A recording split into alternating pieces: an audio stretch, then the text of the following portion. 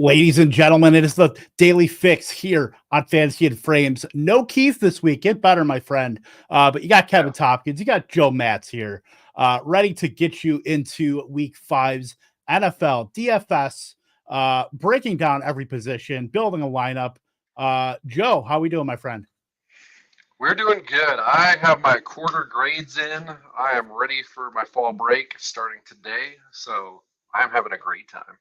All right, look at that. You're giving everybody grades. Like, look, we're starting with buys this week. We got Eagles, Lions, Titans, Chargers. So we are now in the thick of it. We are now, if you've got Jalen Hurts, in your redraft lineups, we're not worried about that. But look, we have a shortened player pool here in the DFS streets, and we must adjust, as they do say. So, look, my week 4 was not very profitable. I will just say that right now. Because whenever you play Romeo Doubs and he's the only one that does not profit on the Green Bay Packers, it's probably not a great week for the people. But you know what, we must adjust. We will prevail. So let's get right into the DFS stuff for Week 5. Like, just a general overview. Like, is there anything that's sticking out to you, not even just by position, but just like kind of an overview of like the entire, what you've seen so far? I mean, one of the things is just like you said, we're now in the thick of it. We got the buys, we've got London game, so the pickings are just a little bit tighter because of that. It's you get spoiled in the first few weeks where it's like everything is out there. Obviously, we have the double Monday nights now. That's gotten us a little prepared for this, but yeah, it's narrowing down a little bit, and outside of don't pick too many New York Giants because my whole team is injured going into Seattle, so that's another team you can just wipe off the board, give or take one L. So yeah, it's just you start to settle in here, and the upside though is, Keith and I are always talking about, we love the data. Now we actually have it. You're 4 games in. Everyone's played basically a quarter of the season because now we play an odd number of games, so it ruins the perfect math. But yeah, now we have some actual data we can start to look into. It's not all been skewed by, you played one game against the Rams, your offense looked great, and you're like, oh man, the Cardinals are going to be good this season. And it's like, no, that's a trick.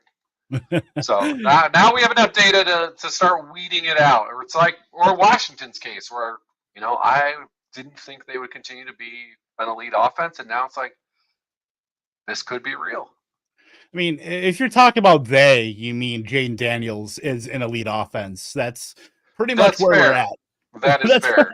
Because, I mean, you can only bring McLaurin with you so many times. You got to bring some other guys, and I don't know if, like, Olamide Zaccheaus is a guy I want to really hope, put my hopes and dreams in to get there for Jayden Daniels. But, like, yeah, Jayden Daniels has been awesome. We have to adjust our prior, certainly. Yes. Looking at quarterback this week, like, just looking at the slate. There's 5 games over 45 point total. We got Packers Rams at 48.5. We've got Jacksonville and the Colts at 46. Ravens Bengals 49. Bills Texans 47.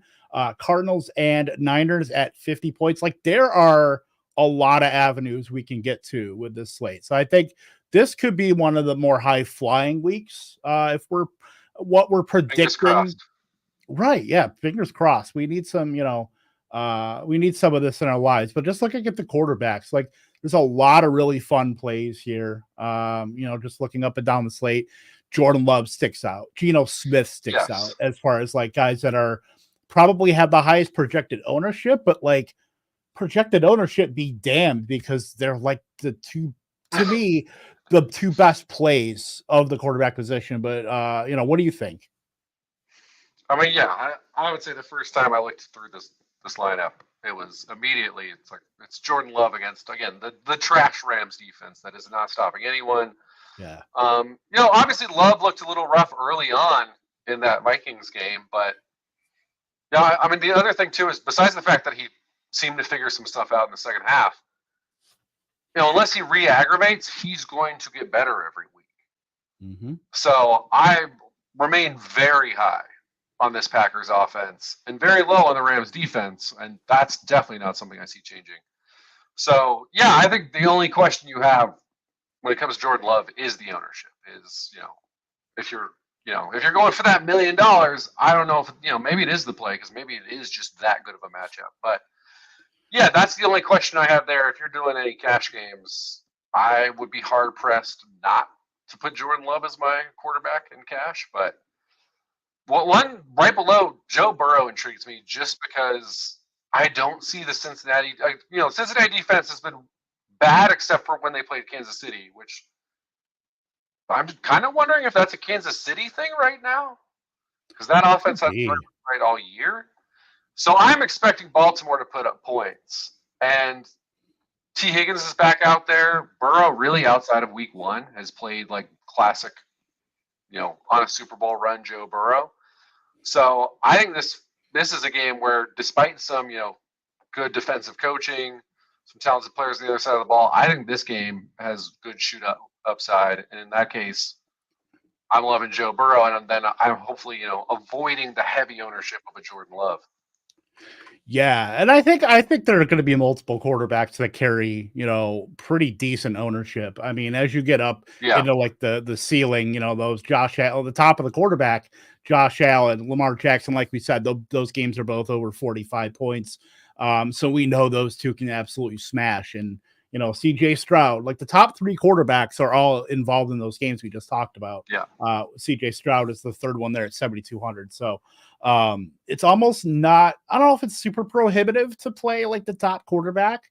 But if you can like match that value at a Love with 6,500 and just give up like a little bit of ownership, Geno Smith even further down at 59. Yes. I like that. And then keep going down. Anthony Richardson is questionable to play.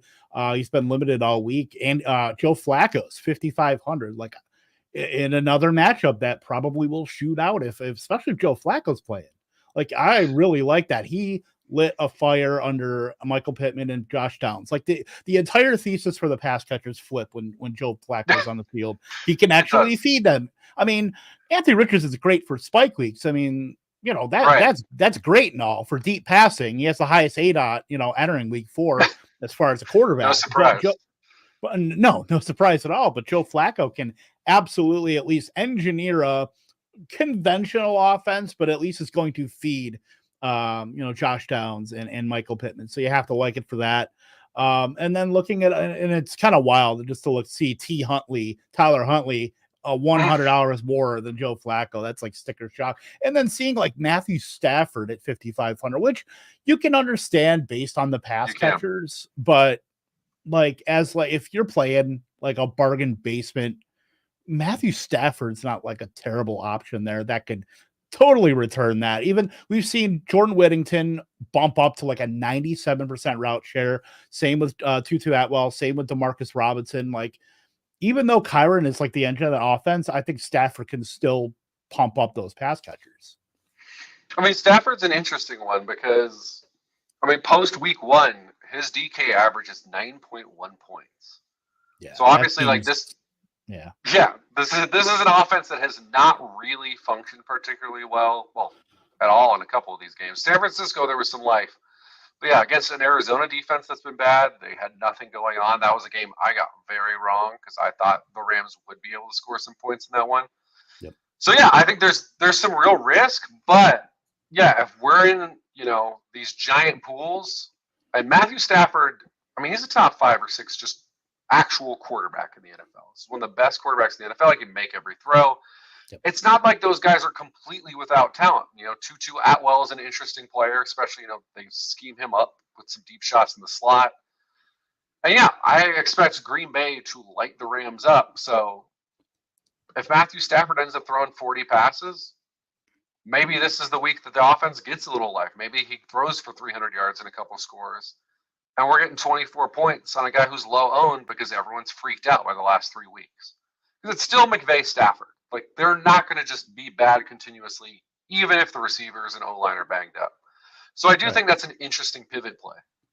Yeah, and we're talking about a Rams team that had to, like, smoke and mirrors the 49ers to a win based on what they had. So, never put it past McVay to at least drum up some interesting offense and kind of be better than the sum of their parts.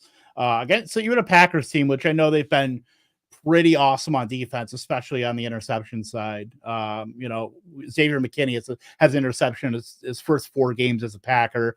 They're averaging like 2, I think it was like 4 sacks a game or something crazy like that too. So they've been very opportunistic.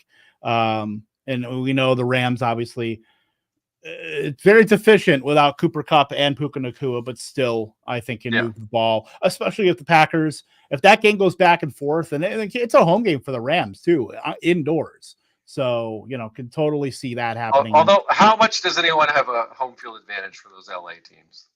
Those poor LA teams. I mean, we are not talking. I don't know if we're talking about, that Chargers just is basically. Yeah, it's better than the Chargers. It's true. Yeah, there are more fair weather Rams fans than there are Chargers fans, certainly. Certainly when they're not all at the cheering for USC, I suppose.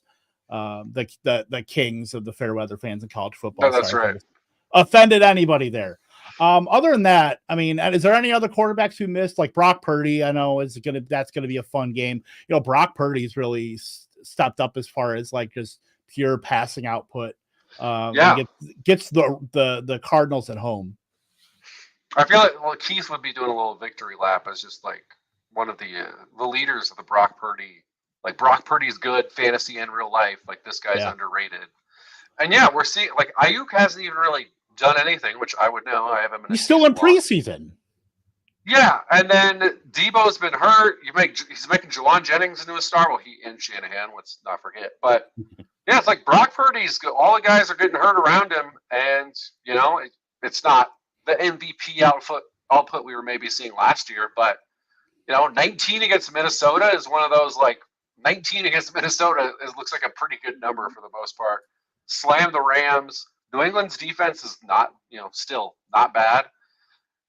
He came 12 yards short of 300 in that game. So Brock Purdy I think is definitely a guy to have on your radar. And then Caleb Williams for me at 58. Yeah. The only game where he's really done well, especially DK, is that Indy game where he put up 23, but it took like 50 passes or whatever it was. But the Carolina Panthers are the sort of team that sets you right. Caleb 3 touchdowns through 4 games. The Panthers have given up multiple passing scores in every single game this season. Yep. They have 9 touchdowns allowed through the air. That includes a game against the Las Vegas Raiders. So, and then the Chargers threw 20 passes and had 2 touchdowns. Saints last week, 24 attempts for Carr, 3 touchdowns. So this is a defense that is not stopping anyone right now. And I know the Bears' run game showed some life, and maybe that continues against Carolina because they can't stop anyone in any aspect of the game. But there's always a chance that you're just got Swift running into the back of his lineman and setting up 2nd and 3rd and longs, and Caleb's got to air it out. So I think that's one to keep an eye on as well. Yeah, he has been known for that, certainly. I don't know if I want to put my eggs in the DeAndre Swift does for the second straight week basket, but I would not.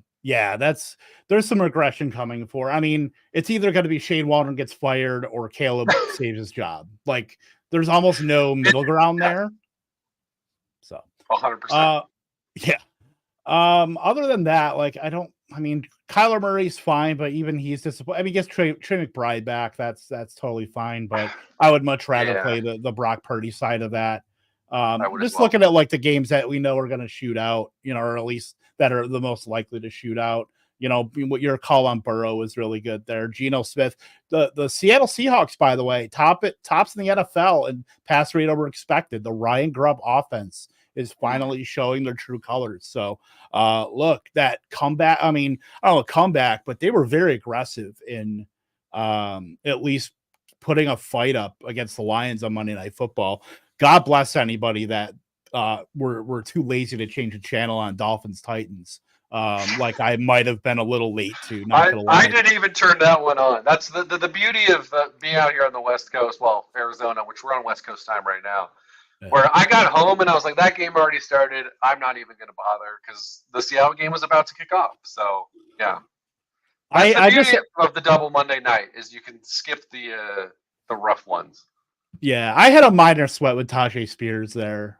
So I had a little skin in the game there, but as soon as he got that touchdown, I think I was pretty clear from that. So switched it over, and yeah, that game, just seeing him, DK Metcalf is like almost our generation's Mike Evans here, as like just he's kind of boring. He's kind of boring now, but he's going to produce. And if this offense is going to be like super pass heavy in all scripts, then you got to be on board. So Geno Smith, I think he's got a nice avenue toward returning back to top 8 value as far as fantasy quarterbacks.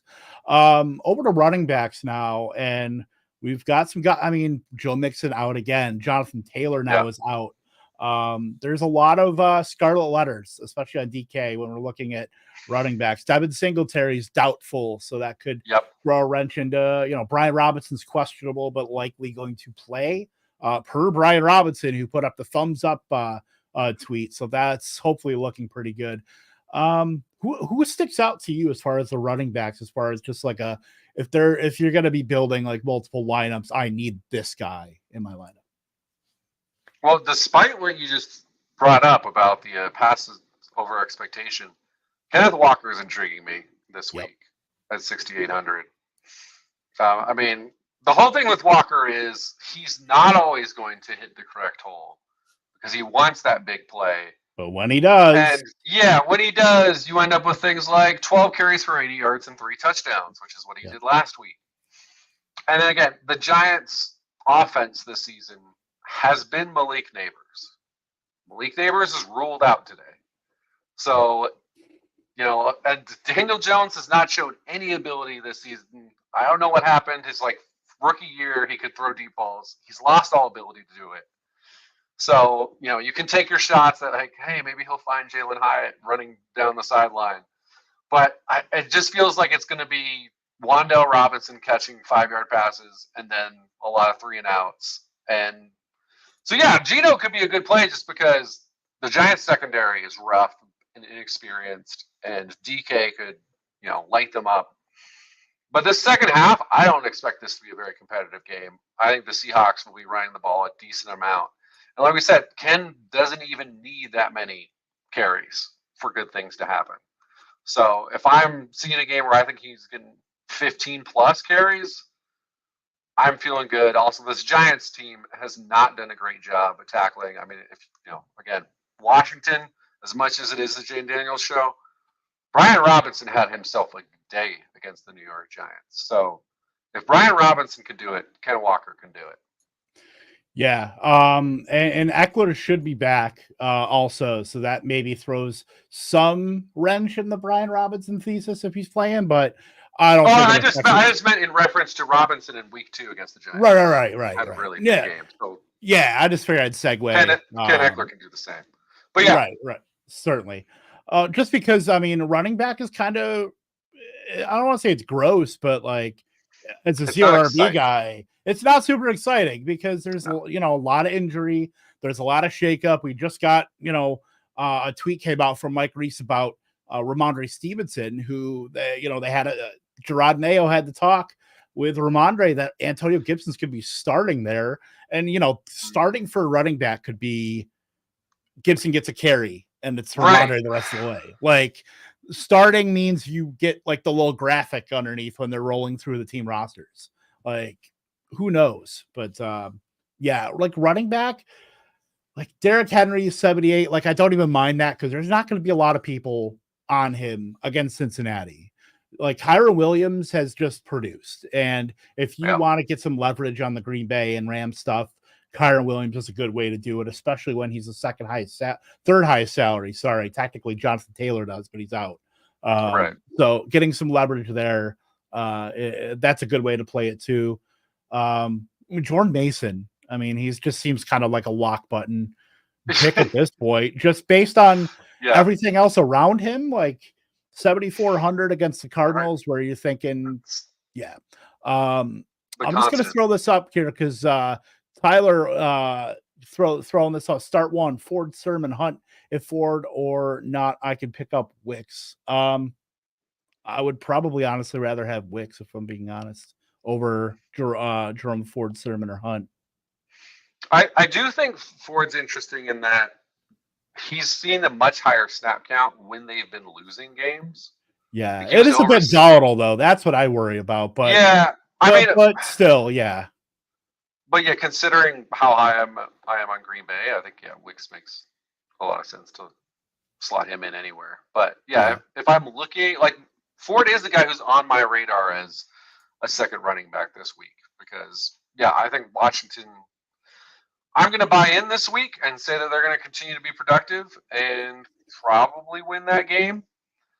In the like good karma, bad karma game where it's just like everything feels awesome in Washington right now. They have, no longer have the skeevy owner. Jaden Daniels is there. While in Cleveland, it's just, how can this get worse? Which is actually a plus for Ford because Foreman comes in when they're trying to run the clock out and just, get their 3-4 yards cloud of dust. So maybe this is a heavy Jerome Ford game.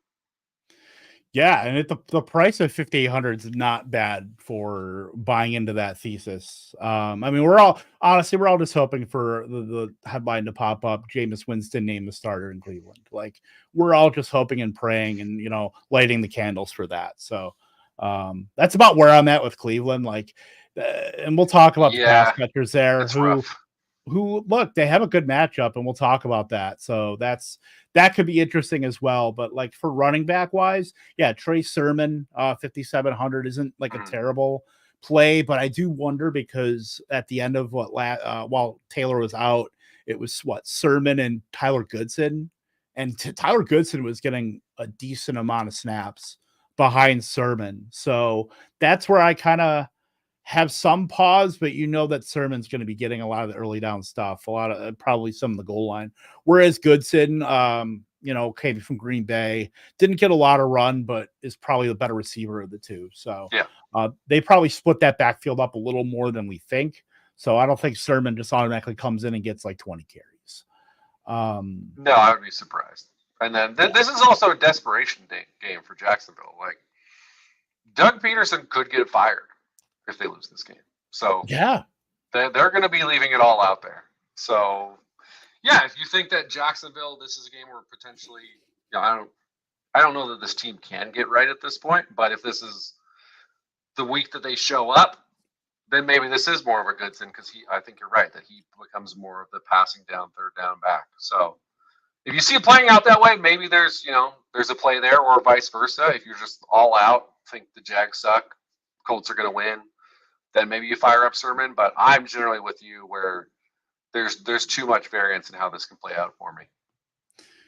Yeah. And then just kind of going up. I mean, like Jacksonville seems like the best just from like a skill position standpoint, they seem like the best 0-4 team in NFL history. Like they have weapons. Yeah, like they're not like a total like stone zero. Like, some team like the Giants feel like right now without Neighbors, without Devin Singletary. Like, if at least the Jaguars have the talent to they just got to put the thing together.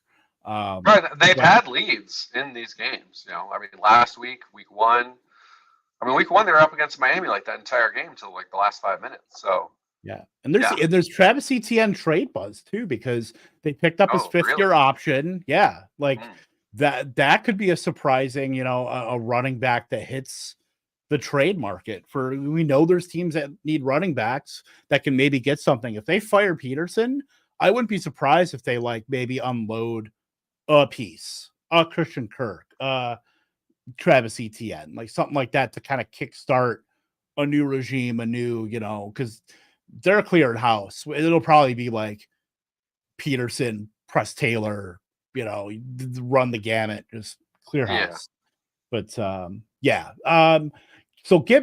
what we talked about Ramondre Stevenson, that leaves Gibson in a pretty good spot if you're believing in that at 5,100 against a Miami offense that has no punch whatsoever. At least it feels bizarre because you're like, they've got Tyreek, they've got Waddle, they've got A-Shane, Mike McDaniels is still calling plays, but man, if you just got nothing at quarterback, it doesn't matter. It really doesn't matter. And it's just bewildering to me that Mike McDaniel, of all guys, could not get anything going on the ground. And Achan's been one of like the worst running backs in the league from like a rush yard over expected standpoint. Like he's literally just running into the line, and he has no holes to break through. He's not being used like even that creatively. And his price is still at 7,200. He's like persona non grata at this point for running back, and it's just wild. As far as like anything else goes, anything else stick out for you? Like Jacobs, look, he hasn't even been like a top 25 running back. He's gotten so much run in that offense, and he had that like 150-yard game, but he doesn't really provide anything in the receiving game. He is literally volume dependent. And now we're seeing Emmanuel Wilson eat away, where if this game shoots out, I mean, he might not even get 10 carries. He didn't last week. No, yeah, I think that I mean that's the whole problem with Green Bay is, outside of betting on Jordan Love, who's the guy in any given week, whether it's in the ground game or the passing game, is. I mean, Jaden Reed. I mean, Jaden Reed might outrun. Well, yeah, you might be right. Where Jaden Reed, I mean, really, we're just, it's. Oh, we'll talk about that. The constant, but I have opinions. When we talk about the wide receivers, I have opinions. Certainly, I'm excited to hear them. One running back that is on my radar in this lower kind of tier is Javonte Williams at 5,200. The Raiders this season, 3 of their 4 games, they have given up at least 100 yards and a score on the ground. Against Carolina, they also gave up 68 yards on 7 receptions. That was the big Chuba Hubbard game. This is the first time all season that Denver has been a favorite in a game. Now, it's hard to know what's going to go on with Denver. The offense favor the flavor, Peyton, because it ain't happening that much. Yeah, I mean, the offense has only really looked lively once this entire season. Yeah. So, which somehow was at Tampa Bay. Well, I guess Tampa Bay did just get lit up again last night. But, yeah, it's always scary to bet on this current Bo Nix offense. But you figure if it's a close game, they're just going to be pounding the rock with Javonte as much as possible.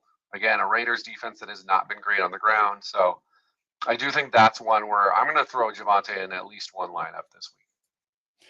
Yeah, it's almost like a now or never thing with Javonte just as an asset, and with the Denver Broncos run game, because that run game, just based on like high value touches, was so explosive last year and provided so much, from a fantasy standpoint, obviously the DraftKings standpoint too, but we've gotten absolutely none of that this year just because the offense has just been so barren, so dry. I mean, outside of Cortland Sutton last week in his 60 yards, combined 0 yards. And that's with like 2 guys at like negative receiving yards last week. It was like Aaron Rodgers at least made it work. Bo Nix couldn't do anything. So why not just stack the box at that point and take your chances with Bo Nix? Like that's what I would be doing 100%. I mean, right. And then just looking at, I'm looking at some of the projected ownership right now. I mean, Jordan Mason is like the stone lock at like a projected 34% ownership. I'm honestly surprised it's not higher. I probably will be as we get through the weekend here. Another guy, Chuba Hubbard. Like Chuba Hubbard's been one of the most efficient backs as well. Yes. 6,100. His time might be ticking a little bit because we know Jonathan Brooks is going to be waiting in the wings and probably take that soon. So, it depends on how they roll him out, but yeah, Chuba Hubbard, it's a very nice price at 6,100 for him as well. And then I'm looking, the 6th highest projected ownership is DeAndre Swift at 5,700 on the other side against. I'd rather go Roshan. I would pocket the money. Give me Roshan Johnson over betting on Swift. How about none? Don't get me wrong. I think none is the play. To me, yeah, if I'm playing people in this game on either side, for me, it's going to be through the air. Right. But exactly. If I'm going to take a Bears running back, yeah, I think Roshan's 4,900. So give me the guy who I think it's not a total fluke anytime he has a good game and he's $800 cheaper. But yeah, I'm with you. Steer clear of the Bears running game altogether. Yeah, I just hate that Shane Waldron lied to us. I mean, it's just par for the course where he was saying that Khalil Herbert was the goal line back, and then the first goal to go they get is Roshan it's Roshan Johnson in there. It was and he was saying Roshan Johnson's earned more carries and he's likely going to be the starter. Nope, it was DeAndre Swift. The rug pulled out yet again. So another feather in the cap for Shane Waldron. But let's talk about some wide receivers here. And it's pretty fun this week when we're looking at obviously the high point totals. And we got just a bunch of options there, like, all world Nico Collins at 7,700 doesn't even seem that bad at that high price because we know the kind of market share and the kind, he's basically Julio Jones reincarnated. Mm-hmm. That's what Nico Collins is right now. Gotcha. It stinks that Malik Neighbors is out because he would have been a fun play in any like Seattle stuff coming back. But if I'm going to play, I mean, the top two wide receivers, like for me, as far as like when I'm scrolling through and they're not even that badly priced, Jaden Reed at 6,500 is like the best for me, the best play per with 6,500, considering Jamar Chase is 8,000. Like you can get that and then some, that kind of production for $1,500 less in a Green Bay offense that's going to be passing quite a bit. That's going to be track meeting the Rams. And then even Dontavian Wicks, who I do think is probably going to be the highest owned wide receiver of the slate, just based on how cheap he is at $5K, knowing what he, his snap share, his route share, the fact that Romeo Doubs is doubtful with, and he had a personal matter, obviously the ankle sprain for Christian Watson, that's going to condense everything down. I mean, my lineups are going to be filled with Packers and like a couple Rams brought back in this, and definitely and all on the pass catching side. What do you think? Oh, I'm 100% with you on this. I mean, probably no surprise. That was like our first real bonding moment, was just being like Reed and Wicks are the two best receivers on this team. But that's especially true against zone defenses, and the Rams run zone at the 8th highest rate according to PFF. Jaden Reed, so far this season, fantasy points per route run per PFF, 0.1 against man, 0.75 against zone. He is averaging 4.38 yards per route run against zone defenses. Dontavian Wicks, target share 26% against zone. Reed's 21%. Dobbs, who, like you said, probably not going to be playing, 16%. Christian Watson, 12% target share against zone this year. So these are the guys who are getting targeted. They're the guys being productive. You and I both think they're just generally the best receivers on this team. Yeah, against a bad pass defense that runs a shit ton of zone. So, yeah, I want at least one of those guys in every lineup that I built this week. Yeah, and another thing too, Pat Kareem was talking about this too on one of the legendary upside in his walkthrough. The Rams have the highest pressure rate in the NFL, believe it or not, but they're like the second worst team they're the second worst team next to the Jaguars in converting on those pressures. So like they're getting pressure, but they're like, it's empty. They're not doing anything with it. So that's going to be great for, Love. Obviously, with this offense condensing to Wicks, to Reed, to Tucker Kraft, we'll talk about too. It's another great way to play this game. Yeah, I mean, you could even throw in a Bo Melton. Like, Bo Melton's super cheap. It's probably going to be running like 70% of the routes. I would say Malik Heath kind of sneaks his way in there too, but I mean, Bo Melton has as good of a chance of sneaking in there and producing as any of those other guys, because Bo Melton's a good wide receiver. You just don't really think about him because he's like the Packers' 5th wide receiver. But at 3,300, depth chart. Yeah, it's really tough, but he's probably like the best 3,300 wide receiver you'll ever find. Yeah, I mean, anytime you can find someone that you actually like in that sub 3,500 range, and it doesn't always work out. I think it was last week, Calvin Austin. I put him in every lineup. Nothing happened. But yeah, if you have a legitimately good, not just good vibe, but like you have actual strong reason to be like, this guy's going to be on the field. He can make plays. Yeah. And they're at that price range. I mean, that's a godsend because that just opens up the rest of your lineup. So yeah, you're right. That is a good call. Yeah, if we have no Dobbs in that game and Bo Melton's going to see the field, all right, let's find out. I mean, Bo Melton, I think. I mean, we know Jaden Reed doesn't play a lot, like on the outside. He's really a pure slot guy, but plays so much that it doesn't even matter. Like Bo Melton and Dontavian Wicks are your outside receivers, like starting the game. He's going to get that little graphic that we're hoping we're going to see Antonio Gibson get.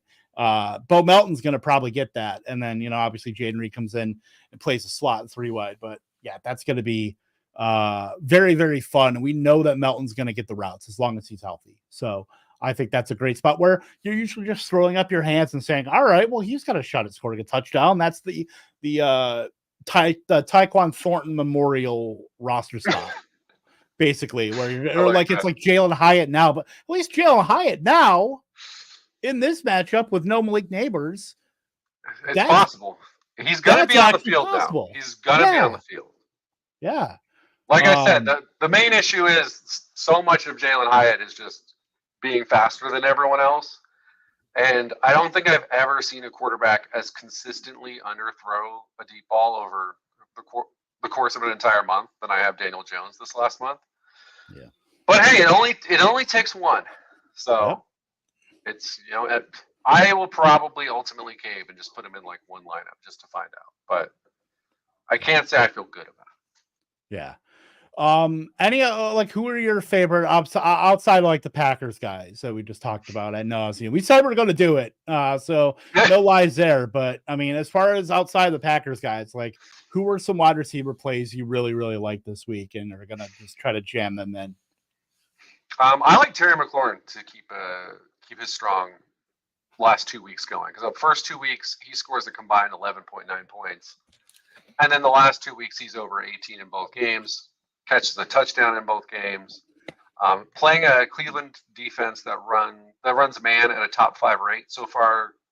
Scary Terry, or I always forget the other name. Was it like F5? F1? F1 McLaurin. Yep. I like rhymes, but so far this year, doubling his fantasy points per route run against man versus zone, averaging close to a yard more against man, and then Cleveland. I honestly don't know how people chart this, but Cleveland #1 in pass attempts going to a first read against the Cleveland defense this season, which actually is probably partially because they play the Giants. It was just Malik Neighbors over and over again. But yeah, T-Mac is going to be the first read. He's good against man. He and Daniel seem to have developed the chemistry. I mean, Daniel's just seems to have chemistry with everyone. He's throwing like 2 incompletions a game now. But yeah, I don't see why it stops here. I'm hoping people are still having like flashbacks to the Cleveland defense of last year and being like, oh, they're a good defense. I want to stay away from that one. So keep that ownership low. But yeah, I love him at 6,100. And then I know the Chicago defense is good. I'm not fading away on Deontay Johnson. Actually, this whole group right here, I am a fan of, where you go Deontay Johnson just because, again, I don't think the Carolina offense can stop anyone, even the Chicago Bears, which means they'll have to continue to throw. Deontay's your guy there. Like I said earlier, if you're playing Burrow, obviously, like, hey, I'm not going to say, like, hey, don't pair him with Jamar Chase, who's incredible. But, I don't think it's a coincidence that this offense went up a level when T. Higgins got back out there, and it hasn't shown up in a big T. Higgins game yet. 6 for 60 last week. He doesn't have a score yet. Reasonable chance that happens this week. And then, man, if Flacco plays, the hard part is deciding which receiver I like, because I like everyone against this Jags defense if Joe Flacco's playing. So Pittman becomes interesting. And then vice versa, this Colts defense is not good. Ryan Thomas at 5,900, I am interested. Yeah, and then if you want to save a little bit too, like Christian Kirk isn't even a bad play at 5,700 across the board. Yeah, I mean, looking at the one matchup that stuck out for me is Tank Dell coming back from his chest injury, 5,400. The Buffalo Bills haven't been great against slot receivers. We saw Greg Dortch in week 1 lead the Cardinals in catches and yards, and then Christian Kirk put up a pretty sizable stat line against the 8 for 79 on 10 targets against the Bills. So and CJ Stroud's the squeaky wheel syndrome, that it's coming back. You talked about Tank Dell and wanting to get him more involved. So I mean, Tank Dell at 5,400 is a pretty good price on a really, really good talent there, in an offense that we got to hope can start to turn it up against Buffalo, because we know Buffalo's going to score. That's one of those games. I think that's 47 over under that we're hoping that game can shoot out, and hopefully Tank Dell can be a much bigger part of that than he's been. Obviously, he didn't play last week, but he's been taking the backseat to Collins and Diggs, and rightly so. I mean, it makes sense, but there's a big Tank Dell game coming at some point, and I would expect it, assuming he's staying healthy, to be relatively soon, because it's not like they've gone away from playing 3 wideouts. Right. He's still, that's the thing, is his utilization is still fantastic. Like he's not losing routes to Xavier Hutchinson or any of these other, like Robert Woods or anything like that. He's not losing out to any of these guys. Like there's just no way, no how. Other than that, we talked about Seattle, like JSN at 5,800, DK Metcalf at 7K. Like I like both of those guys. I would say well over Lockett, to be honest, just because we know they're more established. Not to say that Lockett's not a target earner, but I don't think that Lockett has the kind of upside that we're looking for when we're putting those guys in our lineup. Lockett feels like more of a 4-play at this point, which is, it's not a bad thing, but that's just, we're looking for $1 million upside here. We're not looking for 7.8 DraftKings points. So like, and then looking at other guys, I talked about Diggs, I talked about Dell, but Diggs at 6,900, if you don't want to pay up for Nico Collins at 77, that's a solid way to do it too. And let's go into the lower part. Jordan Whittington, we talked about the Packer side at nauseum, but Jordan Whittington seeing 97% of routes and basically taking Tyler Johnson, putting him into the shadow realm as far as like consistent routes. I mean, Whittington, and he's running more of like the Puka Nacua style routes too, like the lower ADOT. But if Stafford's going to be pressured, that ball's coming out to either Whittington or Kyron Williams. I would say way more than Tutu Atwell, way more than DeMarcus Robinson. So I do like Whittington for at least some, the PPR upside there. But other than that, like any other guys in like the lower ranges stick out to you? Like Leggett is perfectly fine at 5,100 as well. Even Jerry Jeudy, like at 52, is a pretty solid price there. What any other guys you like in that range? I mean, this is a guy who I talk myself into a couple times every year, and it has not really panned out. Was Rashad Bateman at 4,000, where the Bengals are a heavy man team. Zay Flowers has never been a man killer. It's Bateman this year, 4% higher on the target rate against man than Zay Flowers. Super, $4,000, super cheap. Bengals 8th highest amount of man coverage this season. And again, outside of that one game against Kansas City, this has not been a defense that's been super good at stopping offenses. So if I'm right that this game turns out to be a shootout, I think Bateman could be, the 2 times a year where you're excited that you had Rashad Bateman in your lineup. Yeah. That's another guy like Trey Tucker at 4,100. It's not too bad. We know he's going to be running routes. No Devontae Adams. It's like now or never for Curtis Samuel, because, with Khalil Shakir out, that opens up a door for whether it's Keon Coleman or Curtis Samuel, like someone else. Khalil Shakir has been even more than Kincaid, their passing offense. Like they're like, that was kind of the thesis too, but I almost didn't think it could be like as bad as it's been. At least Shakir's been passable, but nobody else has really done anything of note other than like a Keon Coleman touchdown. Like Curtis Samuel has been like their half running back, half wide receiver, like lining up in the backfield at like a 30% rate So, like at some point, push comes to shove. If this game's going to shoot out, there's got to be a bill that's not James Cook coming back. Yeah, my worry about this game is it does turn out to be the defensive game, despite having two of the top 6-7 quarterbacks in the NFL. It's because these are two teams with defensive head coaches who are pretty smart guys. So, yeah. Well, some Bills fans would disagree with me on their coach being smart, but at least as far as designing a defense goes, I think he's very smart. So, right. Yeah, that game's tough for me. So I might largely just be steering away outside of like you said, Nico Collins just seems unstoppable right now, and I'm gonna probably be throwing Tank Dell in a lineup every week until he has that explosive game. But yeah, with Shakir out, because he's been the Bills' play, and with him gone, I don't know. Outside of if you just want to throw Josh Allen into your lineup because Josh Allen scores 20+ points every week, but it's tough to pair him with someone right now. Yeah, and then the last kind of guy that I'm looking at, maybe because Noah Brown is out, he has been like their de facto wide receiver 2. And if Jane Daniels, I mean, I figure he's got to bring more across in the passing game. Like, I don't even mind taking a stab at like an Olamide Zacchaeus or a Luke McCaffrey if you're really up against it. Both 3,600, 3,700. Like, someone else has to step up in this offense. Like, I know it's like bereft of talent. Like, we can't throw Luther Burden in our lineup quite yet. When the Commanders go and draft him to play alongside Terry McLaurin, we don't have that luxury here in week 5. So we got to make do with what we've got.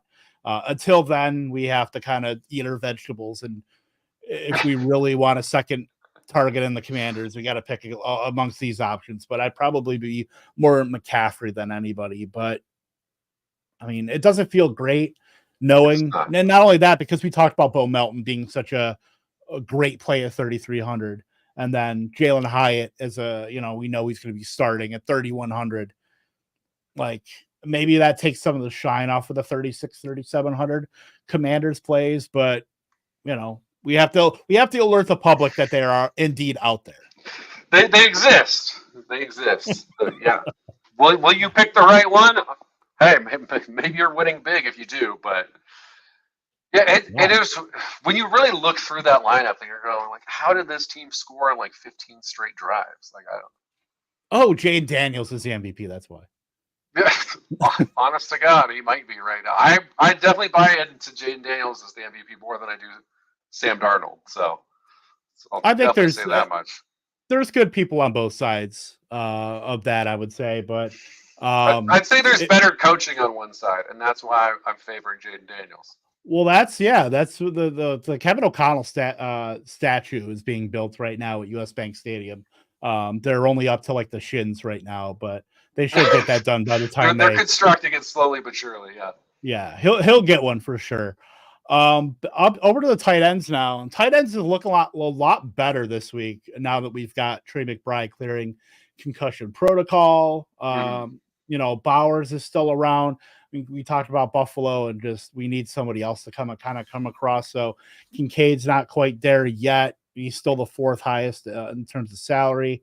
But to me, this seems like McBride and a punt option. Like it's gross otherwise. Like you can go to like a Bowers, but even in that case, you don't feel as great considering that he basically played tight end 2 to Harrison Bryant last week.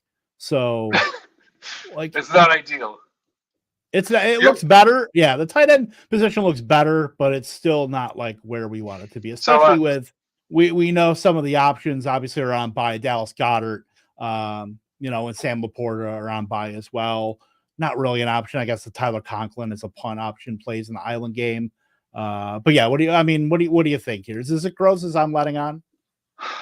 Yeah, I had so much optimism going into this season about tight end. I was like, there's like 7 tight ends I believe in now. We're going to always have a decent tight end. And then, of course, should have learned my lesson by now where, it's Kincaid's doing not much.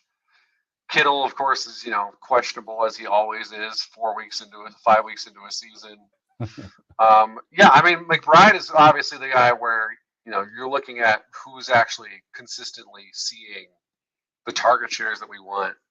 You feel great there, but then against San Francisco, you're like, oh, cool, he's playing the best cover linebacker in the NFL, the best linebacker in the NFL.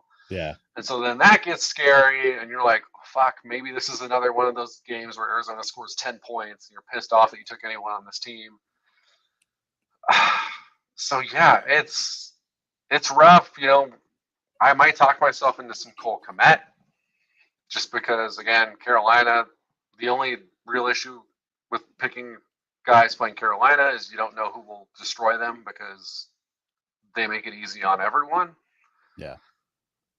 But yeah, I will probably try and go relatively cheap on tight end and just take some shots because you mean the one guy that's cheap, the one we're probably staring at the entire time in Tucker Kraft at 3,500.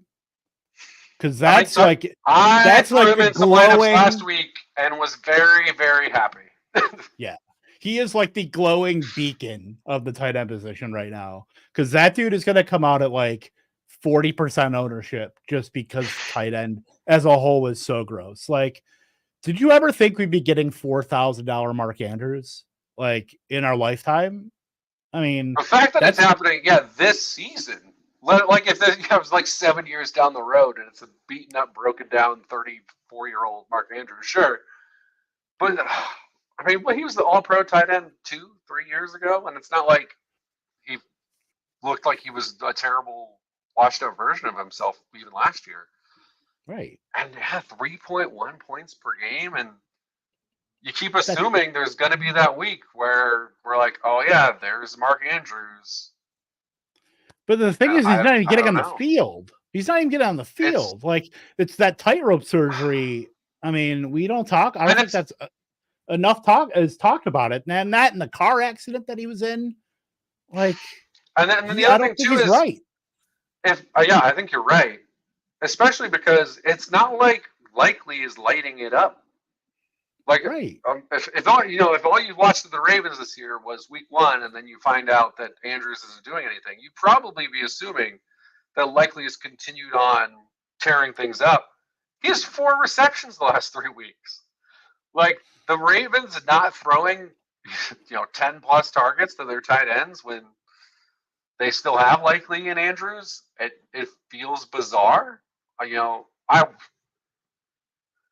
If I'm in season long, I'm probably not cutting Mark Andrews just because of history. I would probably still be trying to hold on to him if I could. But as far as DFS, I just don't see a reason to do it right now. Like you said, it's, Tucker Kraft feels like a safer play than Mark Andrews right now. Much safer. As absurd as that sounds. And Zach Ertz is definitely safer. I don't know if he has the upside that we just saw Kraft have last week, but it's like Ertz is going to see his 5 targets every week, whereas I don't know what Andrews is going to do. Yeah, it's truly the Wild West out here. Because Brock Bowers 5 catches for 60 yards in his last 2 games. Like, and that's your second highest priced outside of Kittle. Your second highest price without a scarlet letter. That's why, to me, I'm just going to pick whatever guy under 4,000. I think that I'm vibing with that week for now. Obviously there will be weeks where I just say, hey, I like this Trey McBride matchup. Let's spend $6,000. That's not this week for me. So I'm going to go cheap. I will spend my money elsewhere. And I will hope, whether Kraft is the guy in my lineup or not, I'm going to hope I get the same production I got from him last week with whoever I go with. And I think Kraft probably does make the most sense. I do think Ertz and Parkinson I have some interest in. Yeah. Besides that, I mean, maybe it's worth throwing the dart on Gesicki because, again, I think the Ravens are going to score a lot of points. Although, and then there's the Eric All flying the ointment as well, where he outsnapped Gesicki. All is playing inline more over Gesicki, and now that could be the route. The routes are next, man. Like that could be. Yeah, a shift.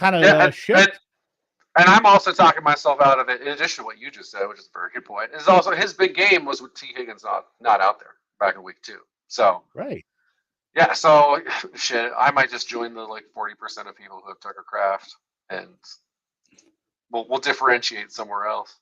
The 40%, they're growing by the hour. It might be 70% by kickoff. The way we're going, because if you had to guess who probably is who will carry the second highest ownership outside of, I would say Kraft is far and away the highest owned tight end this week. Who do you think would be second?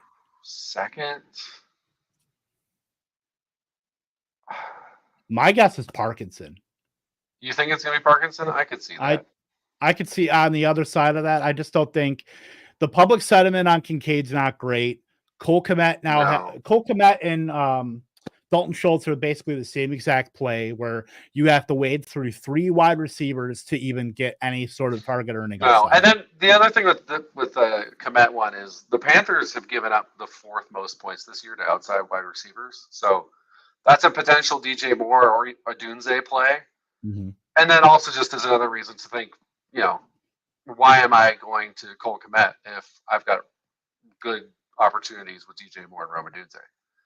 So yeah, I think it's a reasonable argument, because again, if your competition is DeMarcus Robinson, Atwell, it's I forget Whittington. His name, Whittington, because he's only become relevant in the last 2 weeks. Yeah, if that's my competition, it's like, all right, maybe Parkinson does get the ball. And Green Bay, we're only 4 weeks in, and tight end I think is a higher variance with you're looking at rankings than the other positions. But Green Bay has not been great at containing the tight end this year. So yeah, and Parkinson's running, I say every week, it's like the guy's out there running the routes. So at some point, it should pay off. Yeah, it's tight end is probably might be the at least we got Trey McBride in there to kind of lead the spearhead a little bit, but it's still it is very depressing. It is not great, Bob. But let's go over to a more fruitful position, the defense, which is just wild to say. Nothing really sticks out for me on the top end. We're very rarely playing the top end of that anyway, unless we have Boku bucks to just spend. But low end, if you fill it out and you've got 3,500, I'm not going to talk anyone out of Seattle, but that it's very might rare be for me to have 3,500. Yeah, but if I have 2,900, Denver Broncos all day for sure. I mean, this defense has been frisky, really, for pretty much the entire season. You look at the fantasy points, their bad week, the only non-double-digit week is week 2, where they scored 6 points against Pittsburgh. They allowed 13 points in that game. So this, especially considering how often this defense is on the field, which I guess isn't a negative as long as they don't give up points. But yeah, anytime I can get the team playing the Raiders at under $3,000, you can sign me up. Yeah, that's pretty good, especially when you've got Surtain locking up one of the receivers, and it's basically just opening it up for the other guys. That feels pretty good. I mean, that's the reason why we haven't talked about Jacoby Myers, and that is he's Surtain's locked down way, but Mike Evans, you name it. So that's we talked about Bowers, we talked about Trey Tucker, as good options there. But if you're looking at punt options, I mean, the Panthers aren't a terrible option there at 2,400. I don't mind that one bit, especially if Caleb's going to be throwing. They can be at least halfway decent. Opportunity, yeah. Other than that, nothing really sticks out for me. I don't want any part of the Cardinals against the 49ers. Absolutely not. Patriots, I don't mind either, 2,900 either. No, and I mean, maybe this one is, maybe I'm way off here, but if I gotta go real cheap, Texans against the Bills. I know it's scary to go against Josh Allen, but I think Houston at home, coming off a couple disappointing weeks, they need to get right. I think maybe they have a good game. Like I said, I don't want anything with the Bengals defense. I definitely don't want anything with the Rams defense. like we said, we're all in on the Green Bay passing game, so stay away from the Rams. So yeah, you go under 2,900. Yeah, I think you could maybe talk me into whoever you have winning in Bills Texans. Otherwise, yeah, I mean, you could say Carolina because they're playing Chicago. You could say the Colts even because maybe the Jags maybe they just keep.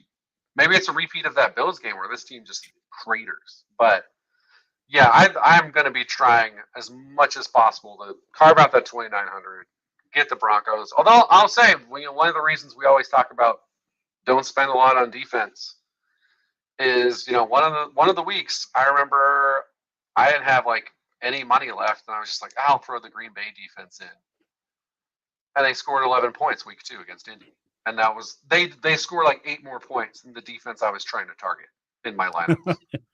So it's like, defense can be a crapshoot, especially because a defensive touchdown. Yeah, that can save you. It's 8 points because you're getting the turnover and the touchdown. So nothing else matters if you get that. And there's no way to predict that unless it was Joe Flacco last year against the Texans in the playoffs, where I did tell people Joe Flacco was going to throw a pick 6. But, unless you have a month straight of a guy throwing like interceptions constantly, there's no way to predict it. So yeah, if you have the 2,900, I fully endorse the Denver Broncos. And otherwise, don't worry about it. Choose the most advantageous one you can.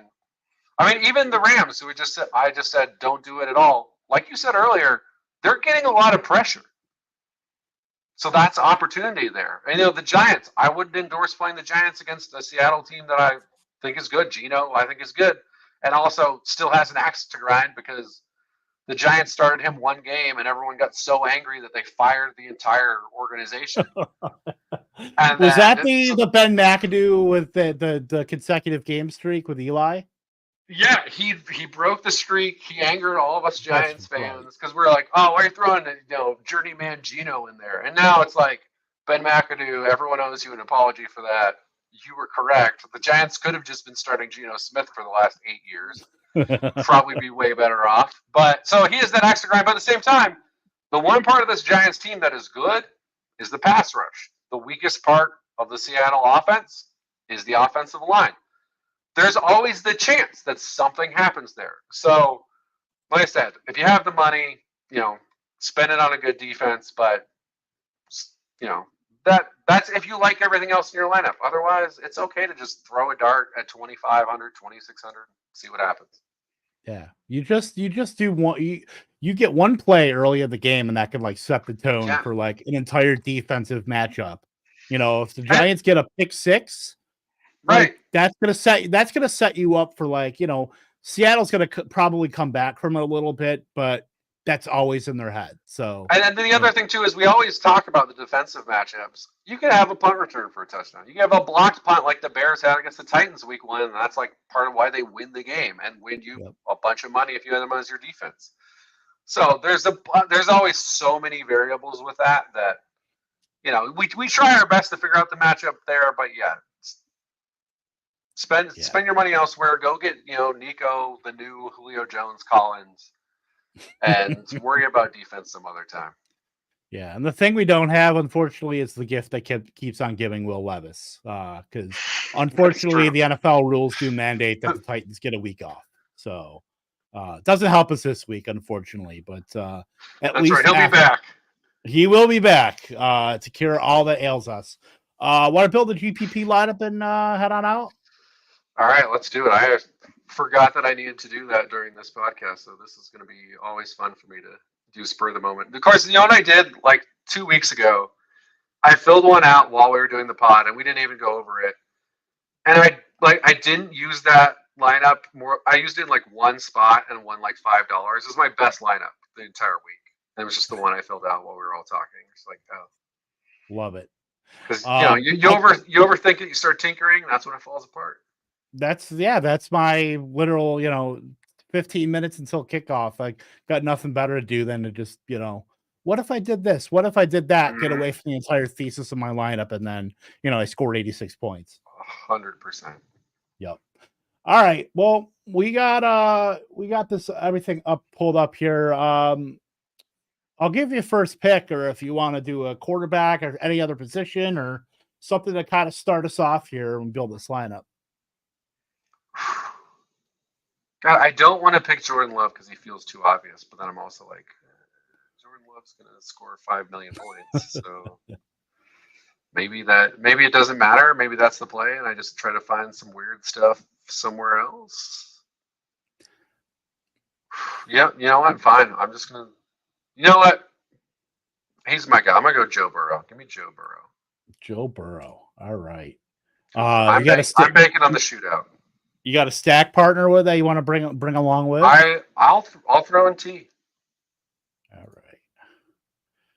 Yeah, that's not too bad, especially for a pretty decent value there. That stack in a game that we think is. I mean, that game is already pretty decently high as far as the over under there. What's that, like 47? I think 49. So yeah, that's not bad there. Getting some points in that one.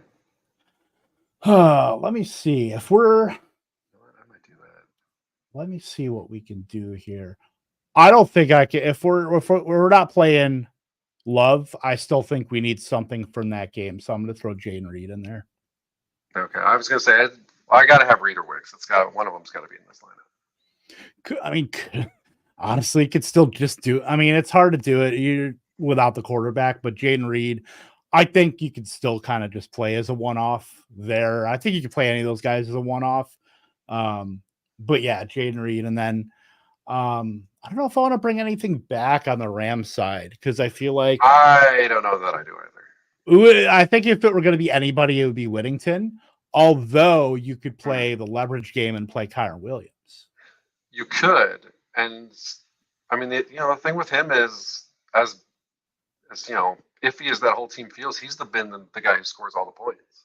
So, and as you know, Green Bay notoriously the weak spot is just to run the ball. So, yeah, like I like that. That's a nice little guts of a lineup, and we're gonna have to kind of pinch some pennies here. So why don't do we want to throw in the Colts defense and then see where we're at, or go down to the Panthers? Let's go Colts, and then if we need the extra 100, we'll chip down. All right, so we got that. What else are you feeling in this? I mean, do you want to go double packer? So either go Melton or Kraft as like our save a ton of money play. Probably would be Kraft. It's probably just to fill the tight end spot, because we know how gross it's going to be, and we're still at a pretty good price with 58 remaining on 3 positions. So yeah, I do like throwing Kraft in there, and then thinking about running back. I mean, Jerome Ford against Washington, I don't mind. Trying to look for some other plays. Anything jumping out to you as far as that, or do you want to look at wide receiver? Part of me wants to go expensive and go with Walker at 68, but then I'm like, what does that leave us with? Walker would leave us with a tough spot. Not really, though. That's not too bad. If we played, we got 53.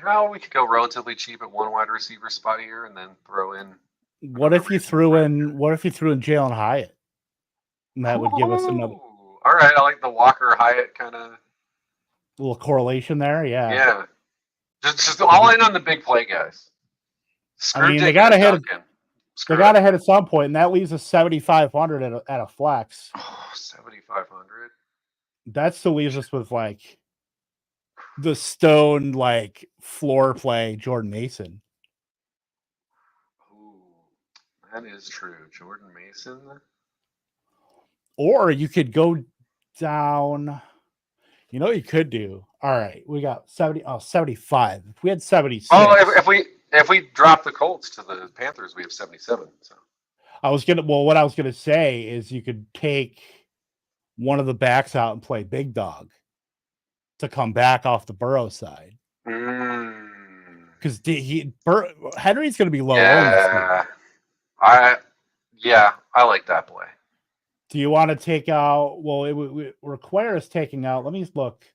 If I take Colts out and go Panthers, and then let me put in Henry. Or actually, hold on. We take out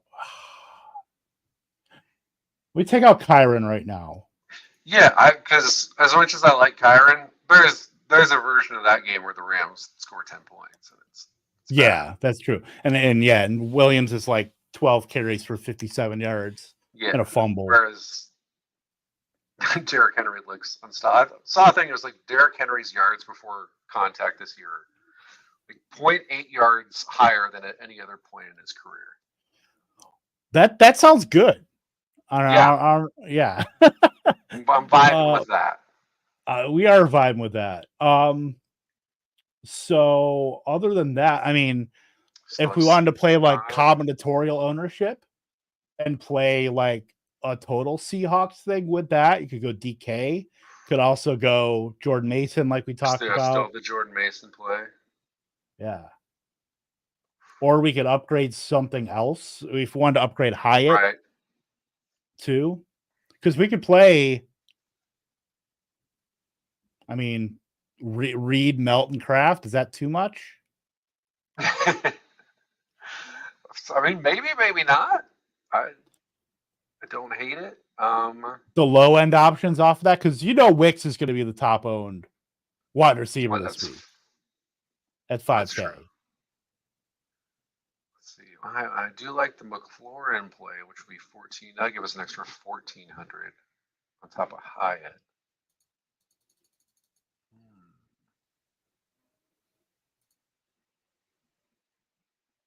So what's Hyatt? 30? Is that 3,100? 31 for Hyatt, yeah. I'm gonna take him out right now. That gives us. Who's in that mid 4 range? Oh, for what? For wideout? Yeah. Bateman, you talked about Tucker, but I don't know if I feel as good with like Bateman and Henry in there. Yeah, no. They're like the not great correlation there. Oh, absolutely.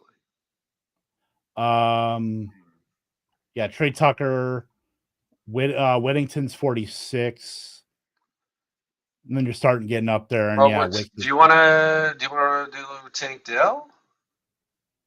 If we do Tank Dell, that leaves. So I think that's going to be a low ownership one, I would assume.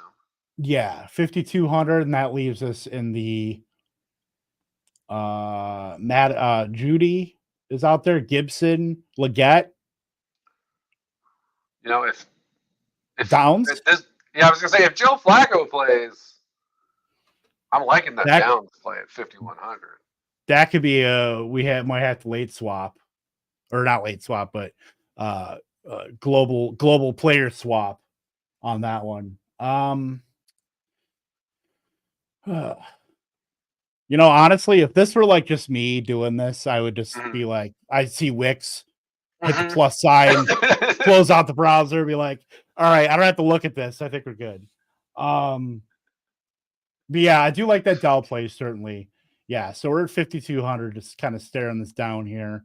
If we had 100 more, I would be like, let's throw a Dunze in there, but don't really have a spot to get that extra 100, I don't think.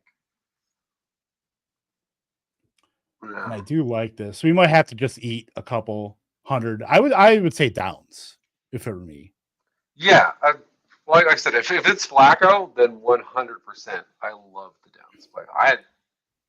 I liked him coming out. I think he's a good player, and I think he's. When he's been out there, he's been. I think he's right there with Pittman as far as like skill in earning targets. Mm-hmm. So it just the way the Colts are like constructed, it is what it is. So yeah, it could be weird. And then we're without your star running back, maybe especially if it's Flacco, maybe we're seeing a heavier pass game. So Yeah, Yeah, for sure. I like this Downs play. Yeah, well, so just to recap the lineup here, Joe Burrow at quarterback, Derrick Henry.